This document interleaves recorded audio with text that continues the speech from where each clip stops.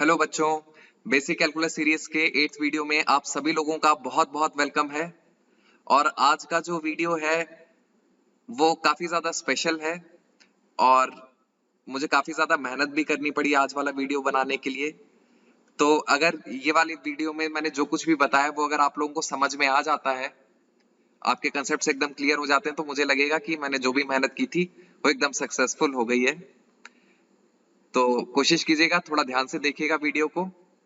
और इससे जो पिछले वाले 2 वीडियोस थे उनमें मेरे ख्याल से थोड़ा साउंड का इशू आ रहा था, तो वो थोड़ा सा टेक्निकल प्रॉब्लम है। मैं कोशिश कर रहा हूँ कि मैं उसको जो है रेक्टिफाई कर लूँ। तो आई बिलीव कि जो आगे वाले वीडियोस हैं उनमें आप लोगों को प्रॉब्लम नहीं होगी। तो चलिए आइए फिर वीडियो को स्टार्ट करते हैं। तो नोटबुक पर हेडिंग डाल लो, फिजिकल सिग्निफिकेंस ऑफ इंटीग्रेशन। तो हम लोग आज ये एक्सप्लोर करने की कोशिश करेंगे कि इंटीग्रेशन का इन रियलिटी मीनिंग क्या होता है। वैसे तो हम लोग जानते हैं कि इंटीग्रेशन की मैथमेटिकल डेफिनेशन जो है उसके अकॉर्डिंग इंटीग्रेशन जो है वो डिफरेंशिएशन का रिवर्स प्रोसेस होता है, लेकिन रियलिटी में इंटीग्रेशन क्या बता रहा है ये आज हम लोग सीखेंगे। पर ये जानने से पहले आओ कुछ बेसिक बातों की चर्चा कर लेते हैं। जैसे कि सपोज हमको एक सिचुएशन दी हुई है, एक खाली बकेट है जो कि एक टैप के नीचे रखी हुई है, और एक बच्चा जो है वो टैप के पास जाता है और टैप का नॉब घुमा करके छोड़ देता है, और टैप से जो पानी है वो 10 मीटर क्यूब पर सेकंड के रेट से बहना शुरू हो जाता है, बाल्टी में इकट्ठा होने लगता है। तो ये जो dv बाई dt यहां पर मैंने ये लिखा हुआ है, ये बता रहा है कि पानी किस रेट से टैप से बाहर निकल रहा है। ठीक है, तो पानी जो है वो 10 मीटर क्यूब पर सेकंड के रेट से टैप से निकल करके बाल्टी में इकट्ठा हो रहा है। तो अब हमसे क्वेश्चन पूछ लिया गया कि जब डेल्टा टी 4 सेकंड हो जाएगा, मतलब 4 सेकंड के इंटरवल के दौरान इस बकेट में कितना पानी इकट्ठा हो जाएगा। तो हम लोग ये कह सकते हैं कि भाई 10 मीटर क्यूब पर सेकंड के रेट से जो है पानी बाल्टी में इकट्ठा हो रहा है ना, तो इसका सीधा सा मतलब ये है कि हर एक सेकंड में 10 मीटर क्यूब पानी जो है वो बाल्टी में इकट्ठा हो जाना चाहिए। तो 4 सेकंड में कितना पानी इकट्ठा हो जाएगा? 10 इंटू 4, तो कुल मिलाकर के 40 मीटर क्यूब पानी जो है वो बाल्टी में इकट्ठा हो जाएगा। तो 4 सेकंड के बाद हमको दिखाई देगा कि ये जो बाल्टी है इसमें 40 मीटर क्यूब पानी जमा हो गया। ठीक है, बहुत बढ़िया। ये तो भाई बहुत सिंपल सी बात थी, ये तो हमें आराम से समझ में आ गया। अब इसी सिचुएशन को थोड़ा सा मॉडिफाई कर देते हैं। अब की बार फिर से जो है ये बकेट रखी हुई है टैप के नीचे, फिर से एक बच्चा टैप के पास आता है और वो टैप का नॉब घुमाना शुरू कर देता है, लेकिन इस बार वो कॉन्टिन्यूसली टैप का नॉब घुमाता जा रहा है, घुमाता जा रहा है, घुमाता जा रहा है, जिसकी वजह से हो क्या रहा है कि टैप से पानी के बहने का जो रेट है dv बाई dt वो लगातार समय के साथ बढ़ता जा रहा है। पहले जो है टैप से धीरे धीरे धीरे धीरे धीरे धीरे पानी गिर रहा था, और फिर जैसे जैसे समय बीतता गया पानी के टैप से गिरने का रेट भी बढ़ता गया बढ़ता गया बढ़ता गया और बढ़ता ही चला जा रहा है। तो इस बार पानी के जो बहने का रेट है वो हमको बता दिया है 40 मीटर क्यूब पर सेकंड। इस बार पानी के टैप से निकलने का रेट समय पर डिपेंड कर रहा है, जैसे जैसे समय बीत रहा है वैसे वैसे पानी के बहने का भी रेट जो है वो इंक्रीज होता चला जा रहा है। ठीक है, बढ़िया है। अब क्वेश्चन हमसे ये पूछ लिया गया है कि ये पता करके बताओ कि टी टाइम इंटरवल के दौरान इस बकेट में आखिर कितना पानी इकट्ठा हो गया होगा। अच्छा, चलो आओ जरा सिचुएशन को समझने की कोशिश करते हैं। मैं एक टेबल ड्रॉ कर लेता हूं। एक तरफ मैंने टाइम मार्क कर दिया और दूसरी तरफ मैंने रेट ऑफ फ्लो मार्क कर दिया। तो जब t2 सेकेंड था तब पानी जो है वो 8 मीटर क्यूब पर सेकंड के रेट से जो है बाल्टी में इकट्ठा हो रहा था। फिर जब t हुआ 3 सेकेंड, तब पानी का जो फ्लो रेट है वो 12 मीटर क्यूब पर सेकंड हो गया। भाई पानी का फ्लो रेट जो है वो 40 मीटर क्यूब पर सेकंड है ना, तो अकॉर्डिंगली जैसे जैसे मैं t बदलता जा रहा हूं वैसे वैसे फ्लो रेट बदलता जा रहा है। अच्छा, खैर t टाइम पर फ्लो रेट कितना हो जाएगा? 40 मीटर क्यूब पर सेकंड। बिल्कुल सही बात है। अब इस t टाइम के दौरान इस बाल्टी में कितना पानी जमा हो चुका होगा ये कैलकुलेट करना तो बहुत मुश्किल है, क्योंकि इस बार फ्लो रेट कांस्टेंट है ही नहीं।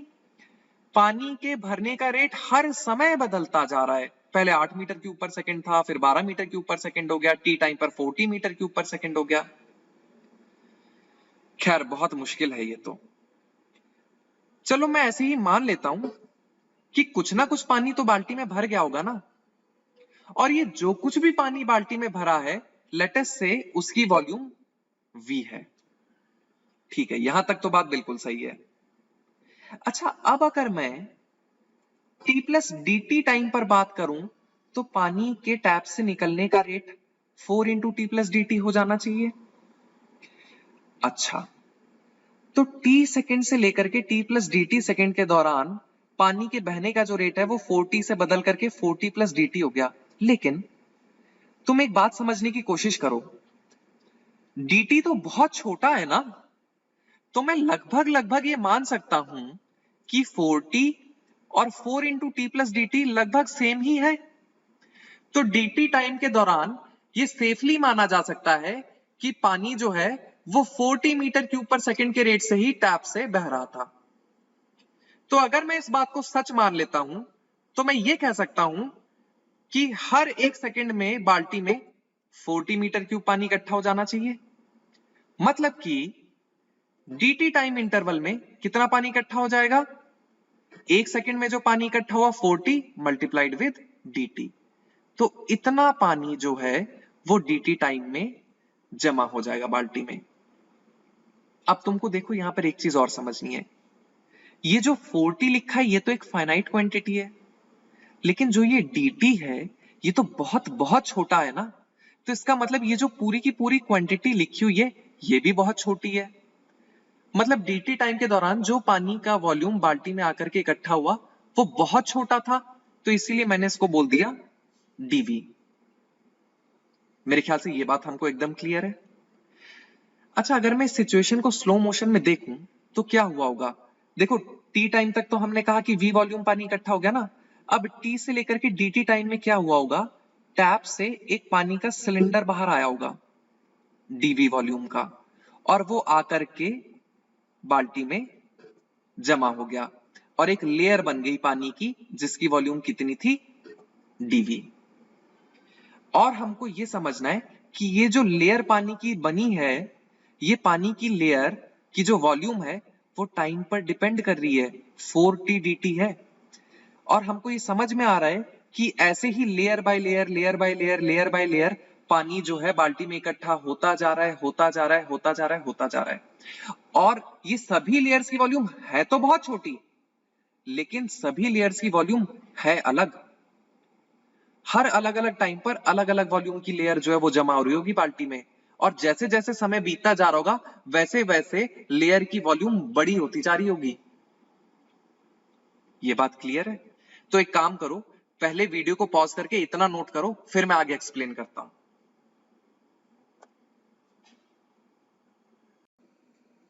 तो यहां तक नोट कर लिया हम लोगों ने? ठीक है, तो अब हम आगे बढ़ते हैं, मैं ये सारा कुछ रब कर देता हूं। खैर, तो अभी तक हमने ये सीखा कि हम इस सिचुएशन को ऐसे इमेजिन कर सकते हैं कि इस बाल्टी में जो पानी है वो layer by layer layer by layer layer by layer जमा होता जा रहा है। और हमने ये भी सीखा कि हर अलग अलग इंस्टेंट ऑफ टाइम पर जो पानी की लेयर इस बाल्टी में जमा हो रही है उसकी वॉल्यूम समय पर डिपेंड कर रही होगी, सबकी वॉल्यूम समय के साथ बदल रही होगी, क्योंकि किसी भी लेयर की टी टाइम पर जो वॉल्यूम होगी वो कितनी होगी? 40 इंटू dt। इतनी बात हमको क्लियर है। तो फिर से मैं एक टेबल ड्रॉ कर देता हूं। एक तरफ मैंने मार्क कर दिया टाइम और एक तरफ मार्क कर दिया वॉल्यूम। वॉल्यूम से मेरा क्या मतलब है? वॉल्यूम से मेरा मतलब है कि जो लेयर पानी की इकट्ठी हुई है बाल्टी में उसकी वॉल्यूम क्या है। ठीक है, तो अगर हमने बात की t इज इक्वल टू 0 पर, तो t इज इक्वल टू 0 पर तो बाल्टी खाली है। ठीक है, तो 0 बिल्कुल ठीक है। फिर कुछ टाइम dt बीता और टैप से कुछ dv1 वॉल्यूम ऑफ वाटर बाहर आया और एक पानी की लेयर बकेट में डिपॉजिट हो गई जिसकी वॉल्यूम कितनी थी, dv1। परफेक्ट। फिर कुछ टाइम dt बीता, फिर टैप से कुछ dv2 पानी बाहर आया, फिर एक लेयर डिपॉजिट हो गई पानी की जिसकी वॉल्यूम थी dv2। परफेक्ट।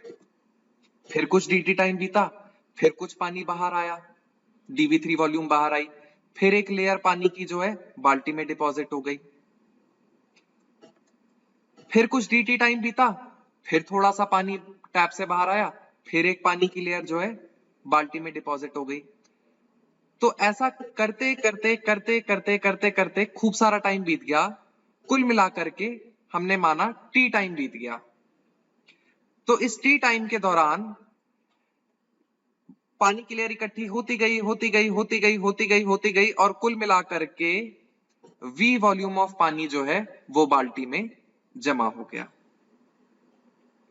ठीक है, तो अब फाइनली मुझे इस बाल्टी में v वॉल्यूम पानी दिखाई दे रहा है। ठीक है ना, layer by layer layer by layer layer by layer पानी जमा होता गया होता गया होता गया और कुल मिलाकर के अब v वॉल्यूम पानी इस बाल्टी में दिखाई दे रहा है।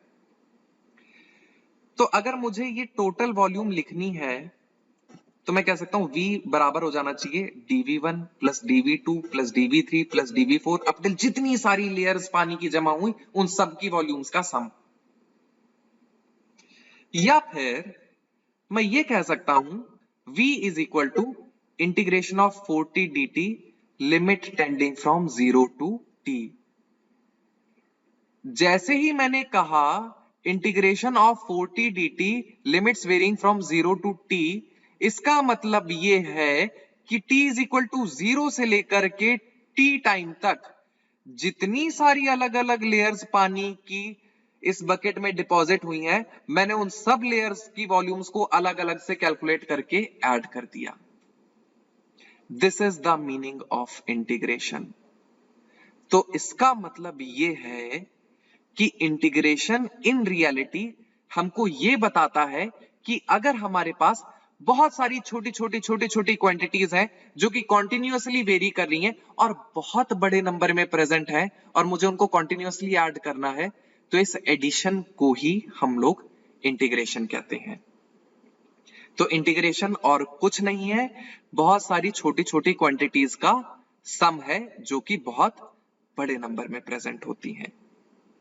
ठीक है, सो this is the real meaning of integration.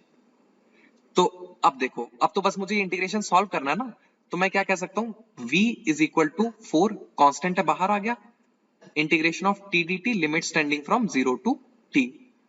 तो v is equal to 4 into t का इंटीग्रेशन कितना हो जाएगा, t square by 2 limits varying from 0 to t।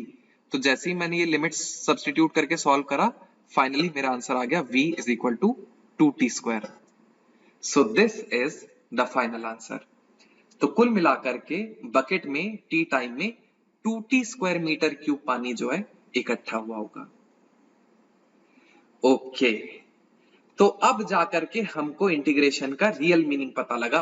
अब अगर कोई हमसे पूछेगा कि बताओ इंटीग्रेशन क्या होता है, तो हम उसको बोलेंगे कि इंटीग्रेशन जो है वो बहुत सारी छोटी छोटी क्वांटिटीज जो बहुत बड़े नंबर में प्रेजेंट है उनके कॉन्टिन्यूअस एडिशन को ही इंटीग्रेशन कहते हैं। ठीक है, तो पॉज करके पहले नोट कर लो, फिर मैं आप लोगों को डेफिनेशन लिखवा देता हूं।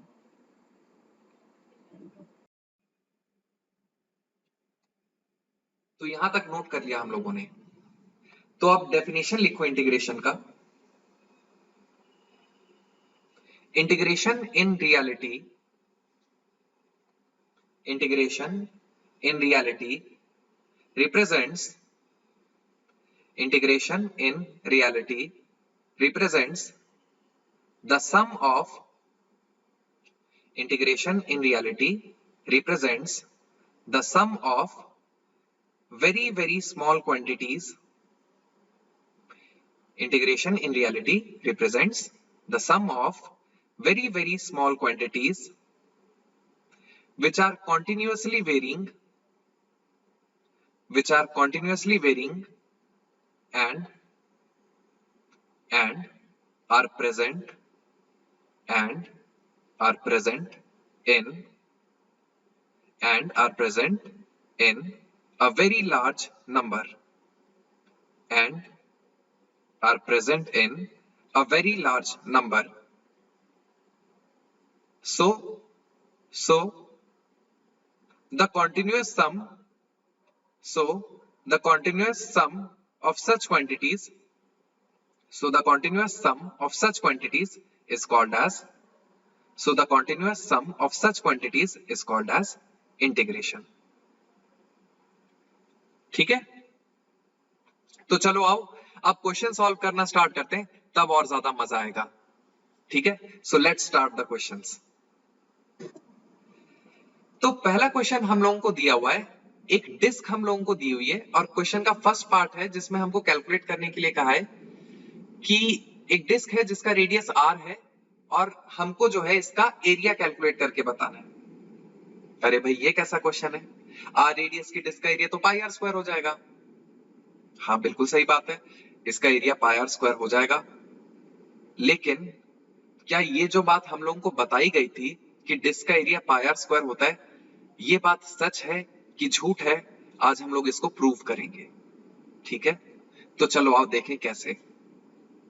तो देखो ये डिस्क जो मुझे दिखाई दे रही है, मैं ऐसा मान सकता हूं कि ये कई सारी रिंग्स से मिलकर के बनी हुई है. देखो तुमको दिखाई दे रहा है, कई सारी कंसेंट्रिक रिंग्स दिखाई दे रही है मुझे. ठीक है, अच्छा अब एक काम करते हैं, मैं कोई भी एक जनरल रिंग यहां पर से सेलेक्ट कर लेता हूं. सपोज ये एक रिंग मैंने सेलेक्ट कर ली और ये वाली जो रिंग है इसका रेडियस x था और इस रिंग की जो थिकनेस थी वो dx थी. ठीक है, अब इसी रिंग को अलग से हम लोग जो है एनालाइज करेंगे. तो मैं एक काम करता हूं, इस रिंग को इस डिस्क से बाहर निकाल करके प्लेस कर देता हूं. तो मैंने इस रिंग को डिस्क से बाहर निकाल के रख दिया. अच्छा अब ये जो रिंग है इसका रेडियस x है और इसकी थिकनेस है dx. अब अगर मैं इसको कैंची से काट करके सीधा कर लूं तो मुझे ऐसी सी एक रेक्टेंगुलर स्ट्रिप दिखाई देने लगेगी. ठीक है, और ये जो रेक्टेंगुलर स्ट्रिप मुझको दिखाई दे रही है इसकी जो लंबाई है वो कितनी हो जानी चाहिए? 2 पाई x. भाई सिंपल सी बात है, जितनी इस रिंग की सरकमफ्रेंस होगी उतनी ही तो इस रेक्टेंगल की लंबाई होगी. और हम ये मान करके चल रहे थे कि ये रिंग की चौड़ाई dx है. इसका मतलब ये जो रेक्टेंगल है इसकी ब्रेड्थ कितनी है? dx.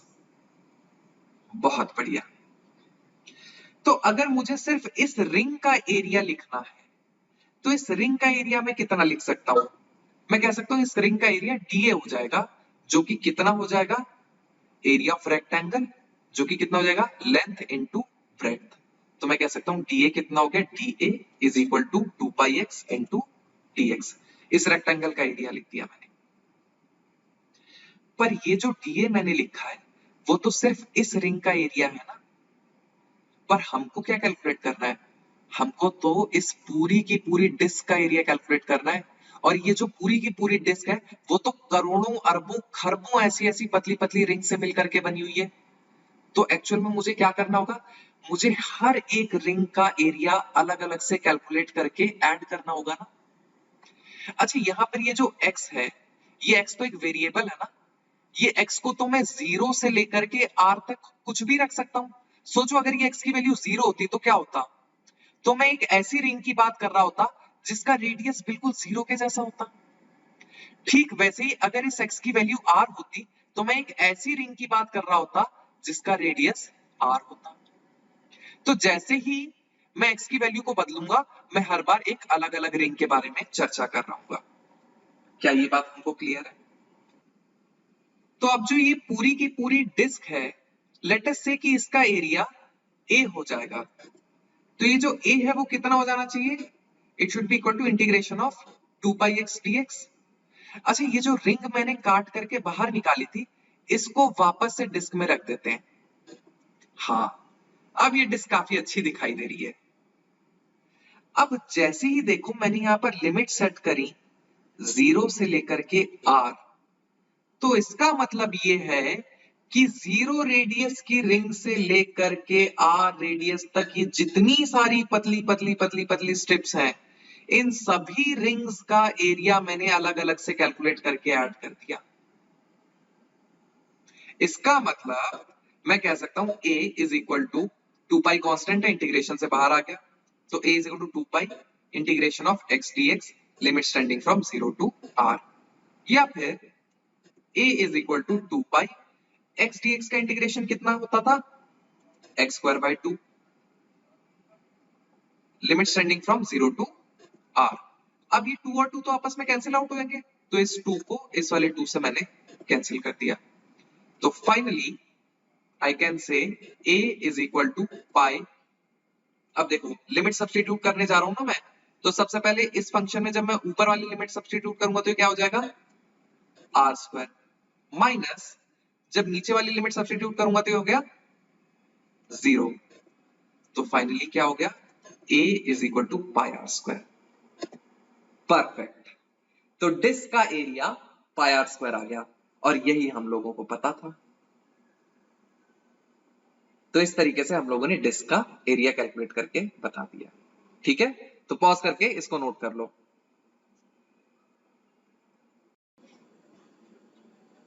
अच्छा, तो अब इसी क्वेश्चन का नेक्स्ट पार्ट देख लेते हैं। तो क्वेश्चन का जो नेक्स्ट पार्ट है उसमें हमको कहा गया है calculate the mass of the disc if its density varies as rho is equal to rho naught x square by are square. ठीक है। अच्छा, ये जो डिस्क है इसकी डेंसिटी अब की बार इस तरीके से दे दी गई है, हमको ये तो मालूम है कि इस डिस्क का एरिया पाई आर स्क्वायर है। अब जरा सोचो, इसकी जो डेंसिटी है अगर वो फिक्स होती, मतलब यूनिफॉर्म डेंसिटी की डिस्क होती, सपोज इसकी डेंसिटी रो होती, तो एरिया है पाई आर स्क्वायर, और डेंसिटी, डेंसिटी का मतलब हम यहां पर मास पर यूनिट एरिया की बात कर रहे हैं, तो इस डिस्क का एरिया है पाई आर स्क्वायर और इसकी डेंसिटी होती रो, तो पूरी डिस्क का मास क्या हो जाता।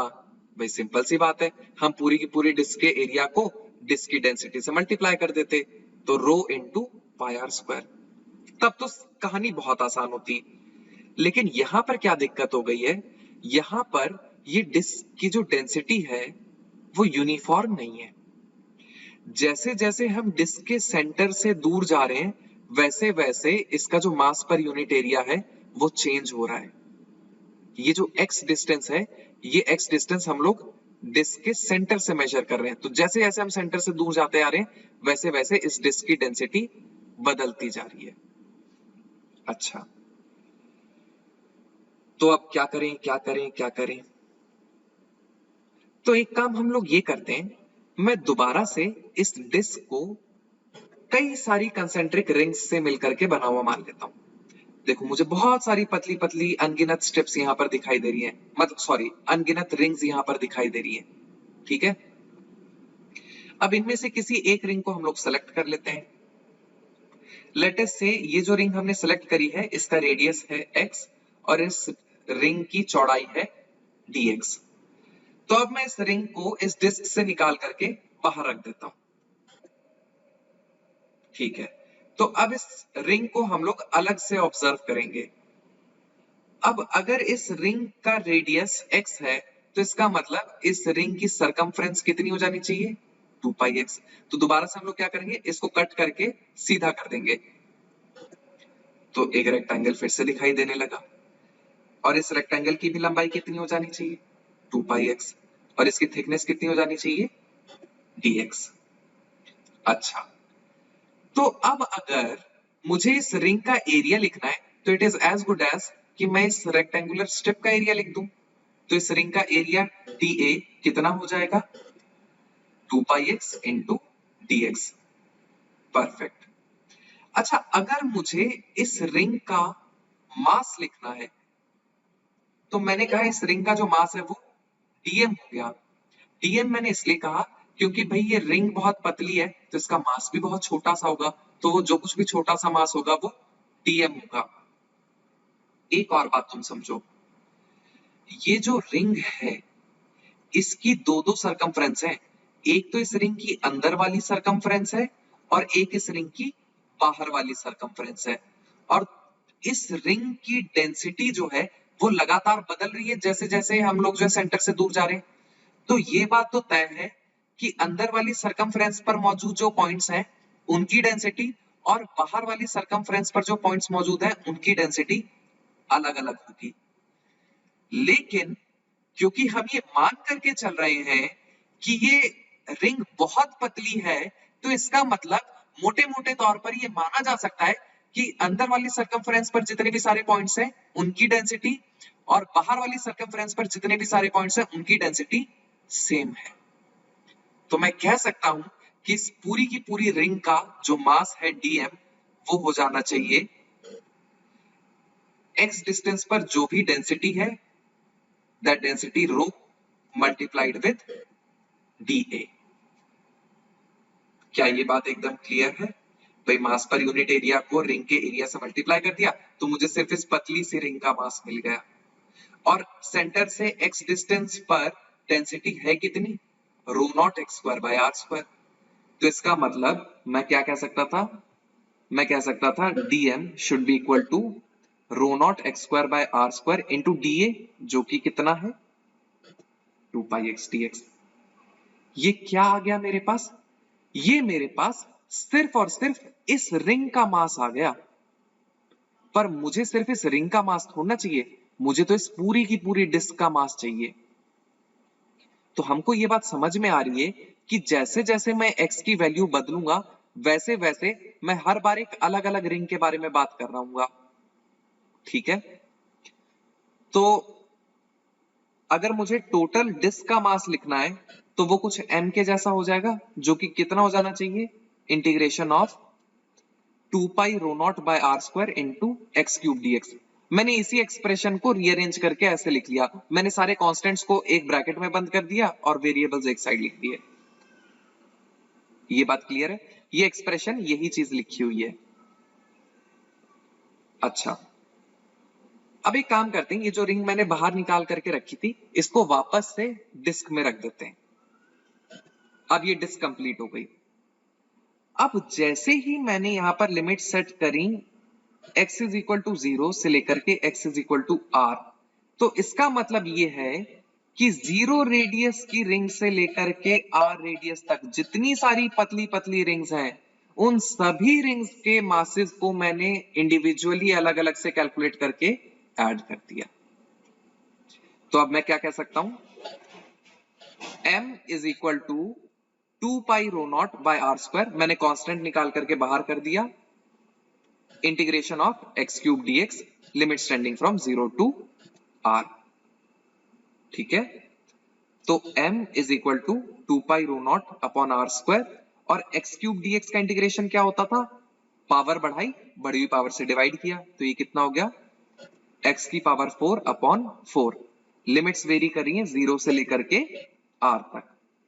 अब देखो ये 2 और ये 4 तो कैंसिल आउट हो जाएंगे ना, तो ये मैंने कट कर दिया, 2 से 4 कट हो गया, कितना बच गया? 2 बच गया।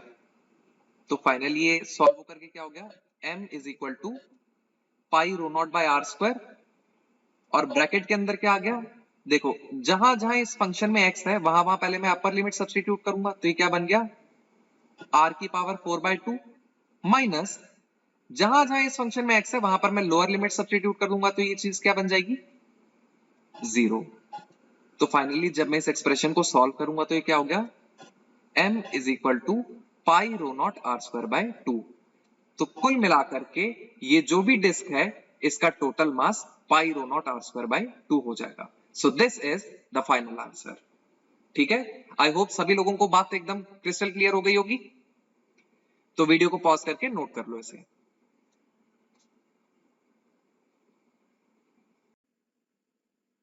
तो चलो आओ इसी कॉन्सेप्ट पर एक नेक्स्ट एग्जांपल हम लोग और देख लेते हैं। तो अब की बार हम लोगों को क्वेश्चन दिया हुआ है Calculate the mass of the rod having length L and area of cross section A whose density is given as rho naught x by L. चलो तो पहले एक काम करते हैं, पहले डायग्राम ड्रॉ कर लेते हैं, फिर कुछ समझ में आएगा। तो ये तो हमारा हो गया XY प्लेन और यहां पर एक रॉड रखी हुई है और ये जो रॉड है इसका क्रॉस सेक्शनल एरिया हम लोगों को बताया हुआ है A और इसकी जो लंबाई है हमारी रॉड की वो है L। अब क्वेश्चन में ये कहा हुआ है कि ये जो रॉड है इसकी जो डेंसिटी है वो जैसे जैसे हम लोग ओरिजिन से दूर जा रहे हैं वैसे वैसे इस रॉड की जो डेंसिटी है वो बदलती जा रही है। डेंसिटी इसकी दी हुई है रो नॉट एक्स बाय एल, मतलब आप जितना ओरिजिन से दूर जाओगे उतना इस रॉड की डेंसिटी बढ़ती चली जाएगी। ये बात तो एकदम क्लियर है। अब दिक्कत ये है कि क्योंकि दोबारा से इस रॉड की जो डेंसिटी है वो फिक्स नहीं है, तो मैं ये नहीं कह सकता कि इस रॉड का जो मास है वो सीधा सीधा वॉल्यूम इनटू डेंसिटी हो जाएगा। वो तो केवल तब हम कह सकते थे अगर इस रॉड की डेंसिटी फिक्स्ड होती, पर डेंसिटी तो लगातार बदल रही है। तो अब क्या करें? तो अब हम लोग थोड़ा सा अपना दिमाग का इस्तेमाल करेंगे और हम इस रॉड को कई सारे छोटे छोटे छोटे छोटे सिलेंडर से मिलकर के बना हुआ मान लेंगे। मैंने ये मान लिया कि ये रॉड बहुत सारे छोटे छोटे छोटे छोटे सिलेंडर से मिलकर के बनी हुई है। ठीक है, तो अब एक काम करते हैं, ओरिजिन से कुछ भी डिस्टेंस x पर एक सिलेंडर सेलेक्ट कर लेते हैं। ये एक सिलेंडर मैंने जो है सेलेक्ट कर लिया, इसकी लंबाई है dx। अब सिर्फ और सिर्फ मैं इसी सिलेंडर को एनालाइज करूंगा अलग से। ठीक है, तो इसको अलग से हम लोग ड्रॉ कर लेते हैं। तो ये हमारा सिलेंडर है और इसका area of cross section a है और सिर्फ इस सिलेंडर की लंबाई कितनी है dx। अब अगर मुझे इसकी वॉल्यूम लिखनी है तो क्योंकि सिलेंडर तो बहुत छोटा है ना, तो इसकी वॉल्यूम भी बहुत छोटी होगी, कुछ dv वॉल्यूम होगी जो कि कितनी हो जाएगी एरिया इंटू लेंथ। तो कितना हो गया dv is equal to a into dx। तो इस सिलेंडर की वॉल्यूम आ गई a dx। अब अगर मुझे इसका मास लिखना है तो इसका मास भी बहुत छोटा सा कुछ होगा dm।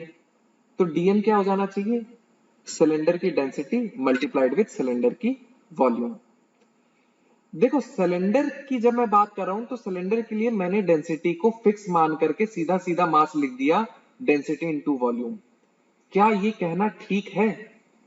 हाँ बिल्कुल, ये कहना बिल्कुल ठीक है, क्योंकि ये जो सिलेंडर है इसकी लंबाई बहुत कम है। हाँ ये बात सच है कि डेंसिटी लगातार वेरी कर रही है, पर क्योंकि सिलेंडर की लंबाई बहुत कम है तो मैं ये मान सकता हूं कि जितनी डेंसिटी इस वाली जगह पर होगी लगभग लगभग उतनी ही डेंसिटी यहां पर होगी, क्योंकि हम बहुत कम मूव करें ना, तो डेंसिटी को लगभग लगभग हम लोग सेम मान सकते हैं। ठीक है बात? तो dn कितना हो जाएगा? dn की वैल्यू हो जाएगी रो कितना था rho naught X by L into D V A dx। ठीक है, तो सिर्फ इस सिलेंडर की बात की जाए तो इस सिलेंडर का मास हो जाएगा rho naught X by L into A dx। यहां तक हमको बात एकदम क्लियर है। ठीक है, अब ये सिलेंडर का जो हम लोगों ने मास कैलकुलेट करा है इसको थोड़ा सा रीअरेंज करके लिख देते हैं। इसको मैंने ऐसे लिख दिया dm is equal to a rho naught by L into x dx। मैंने असल में क्या किया, इस पूरे एक्सप्रेशन में जितने सारे कांस्टेंट थे उनको अलग से इकट्ठा करके एक ब्रैकेट में बंद कर दिया। ठीक है, तो इंटीग्रेशन के दौरान हम लोगों को जो है सॉल्व करने में प्रॉब्लम नहीं होगी फिर। अच्छा खैर, अब मुझे तो इस पूरी की पूरी रॉड का मास लिखना है ना, तो मैं क्या कह सकता हूं पूरी की पूरी रॉड का जो मास है m वो बराबर हो जाएगा integration of a rho naught by l into x dx। ठीक है, और जैसे ही मैंने कहा limits varying from x is equal to 0 to x is equal to l, तो इसका मतलब ये है कि x इज इक्वल टू 0 से लेकर के x is equal to l तक ये जितने सारे छोटे छोटे छोटे छोटे सिलेंडर्स हैं इन सभी सिलेंडर्स का मास मैंने अलग अलग से कैलकुलेट करके ऐड कर लिया। ठीक है, तो अब अगर मुझे इस पूरी रॉड का मास लिखना है तो सिंपल सा मतलब ये कि मुझे सिर्फ ये इंटीग्रेशन ही तो सॉल्व करना है। तो ये क्या हो गया, m is equal to a rho naught by l, constant है तो बाहर लिख दिया मैंने, integration of x dx, limits varying from 0 to l। तो ये बन गया m is equal to a rho naught by l, और x dx का इंटीग्रेशन क्या हो गया, पावर बढ़ाई, बढ़ी हुई पावर से डिवाइड किया, तो ये कितना हो गया x स्क्वायर बाई 2, लिमिट्स 0 से लेकर के l तक। तो इसको फर्दर सॉल्व किया तो ये बन गया m is equal to a rho naught by l। अब देखो बस लिमिट्स ही तो सब्स्टिट्यूट करनी है, तो सबसे पहले ऊपर वाली लिमिट सब्स्टिट्यूट करी, तो जहां जहां मुझे इस फंक्शन में x दिखाई दे रहा है वहां वहां पर मैं l डाल दूंगा, तो ये क्या बन गया l स्क्वायर बाई 2, माइनस इसी फंक्शन में जहां जहां मुझे x दिखाई दे रहा है वहां वहां पर अब मैं 0 सब्स्टिट्यूट कर दूंगा, तो ये कितना बन गया 0। तो फाइनली जब मैं इस पूरे को सॉल्व करूंगा तो मेरे पास क्या आ जाएगा, m is equal to a rho naught l by 2। So this is the final answer. तो रॉड का जो मास होगा वो इतना आ जाएगा, ठीक है। तो इसको भी आप लोग जो है पॉज करके नोट डाउन कर लीजिएगा, और आज का जो हमारा वीडियो है इसको हम लोग यहीं पर एंड करते हैं। इसी कंसेप्ट पर मैं नेक्स्ट वीडियो में आप लोगों के साथ और क्वेश्चंस डिस्कस करूंगा, ताकि इंटीग्रेशन जो है वो बिल्कुल हमारा सेकंड नेचर हो जाए, ठीक है। इतना कॉन्फिडेंस हम लोगों को इंटीग्रेशन में आ जाना चाहिए, ठीक है। तो वीडियो को हम लोग एंड करते हैं। So thank you for watching, have a nice day.